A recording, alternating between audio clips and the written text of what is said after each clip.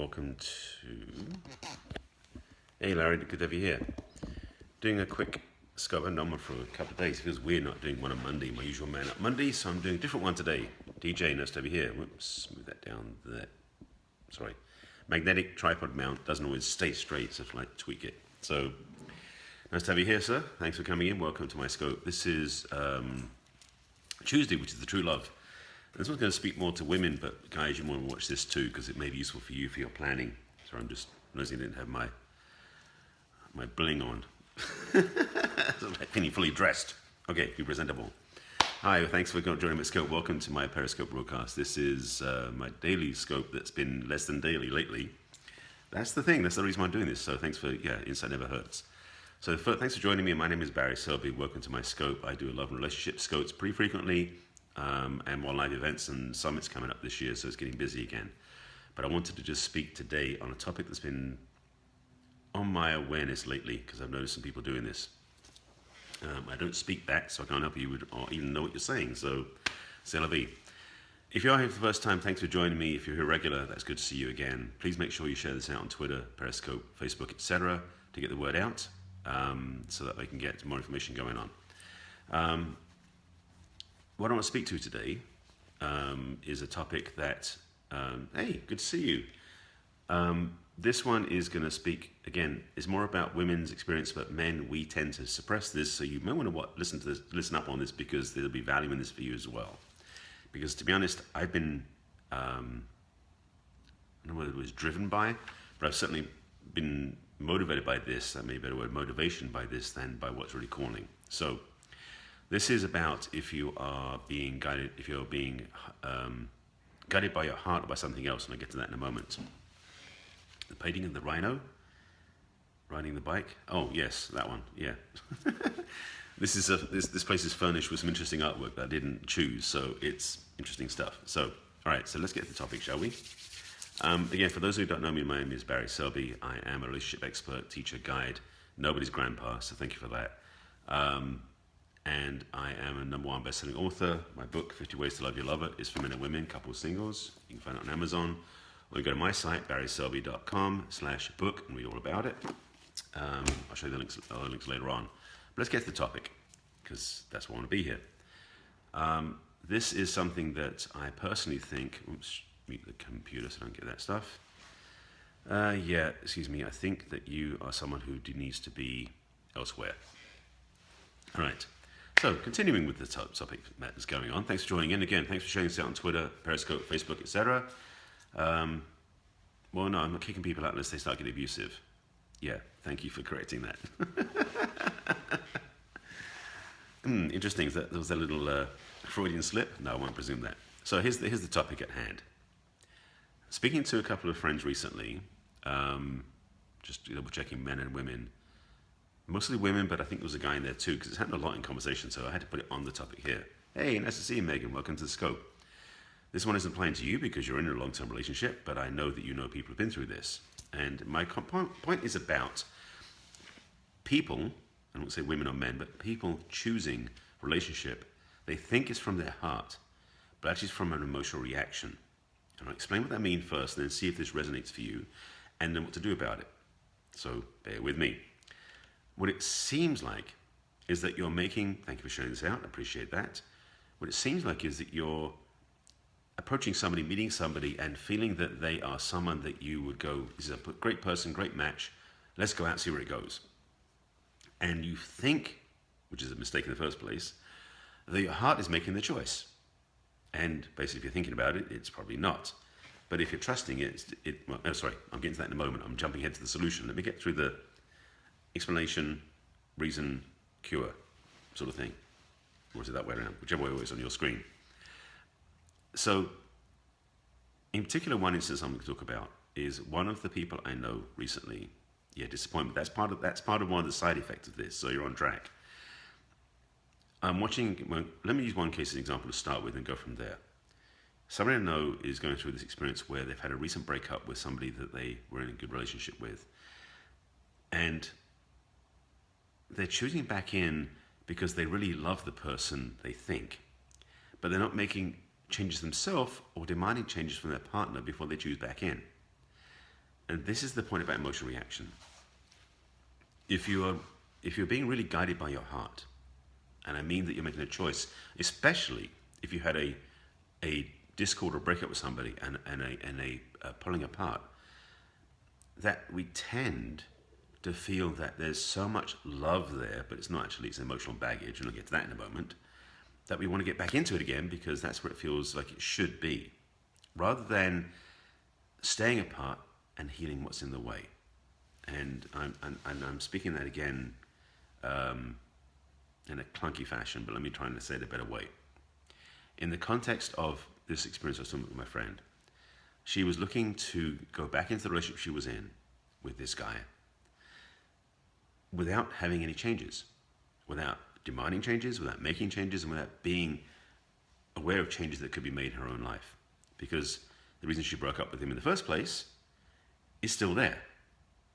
Now, I'm sure none of you resonate with this or have the experience of this, where you've chosen a relationship, so you've chosen to leave a relationship for a certain reason, and then jump back into it again without changing anything in the first place. So, show me your politics? Is that supposed to be crude? I don't know what you mean by that one, but not in the context of this conversation. So strange comments people put into my scope. And this is the biggest pain of this whole thing is that you would never do that. Well, for a start, you've been together with your husband for a long time, Megan. So I know that you wouldn't be choosing that. But I know a lot of people have done it, and I'm watching somebody do it right now. And one of my friends doing it, in fact. And I am inviting to be a client because, frankly, I'd hope to change that, fix it, resolve it. Sorry, your wife. Excuse me. My bad. I forgot that. Okay, staying on track. But this dance I'm watching her do continues to be challenging for me because I want to see her have what she wants. I should say I want to see her have what she deserves and attract the love she really desires. But, and it's a big but, 1T, just to be clear, she's not choosing to go back yet, but she's tempted, that's the word, she's tempted to go back into a relationship with this guy as it is, because she feels a sense of either guilt or duty or need to be back in a relationship with him, and it's not healthy. Meanwhile, she's going through emotional turmoil, upset, hurt feelings, pain, suffering, tears, and all that sort of stuff because she's lonely. And that's one of the motivating factors, erroneously, that she's using to go back to the relationship. Now, for some of you out there, this may not be true, and some of you it may be really true. So I understand if it resonates for you, it doesn't. But this for whoever's watching, that this resonates for. So if you know anybody's what it resonates for, please make you share this out, either now or on the replay, either way. Because I've seen people, and I'm using the word again, people, because this does apply to men as well as women, but more often to women than it is to men. You've been in many relationships, but I would never go back without fixing the issues. Then you, my dear, are way ahead of the game. You know, that's something that, you're way ahead of the game, because most people don't. Which is amazing, considering how most people are pretty intelligent. You'd think they would say, this doesn't work, let me leave, fix it, and if it works, go back in again, or not. But I've seen too many, frankly, anything more than one is too many, people choose back into a relationship without it changing, thinking that they can go back in and fix it, rather than realize that the problem is they shouldn't be fixing it inside the relationship, they should fix it outside the relationship, and that's part of the cure or the solution. So this dance of choosing back into a comfortable, again, another reason why it happens, versus growing relationship is doomed to fail, or at least doomed to be unconscious, or doomed to be less than they want, or doomed to be unsuccessful. You get the theme here. It's about doomed. And that's the piece I want to speak to, is that so many people settle for less than they deserve. I'll say that one again. So many people I know settle for less than they deserve because they believe they don't deserve it. That's why. I mean, it's logical. Doomed to be the same as you were before, exactly. And that's the challenge that I wish, no, it's not really a challenge, it's a mistake that I wish that people would face up to and go, I can do better than this, both in their own choices and who they choose to partner with. And in fact, for some people, choosing to be single is a healthier move than choosing the partners they've been choosing, because they've been choosing for less than they deserve. And so part of the solution is to be willing to be happy with who you are on your own. That one right there is a game changer for many people. So why go back to being uncomfortable?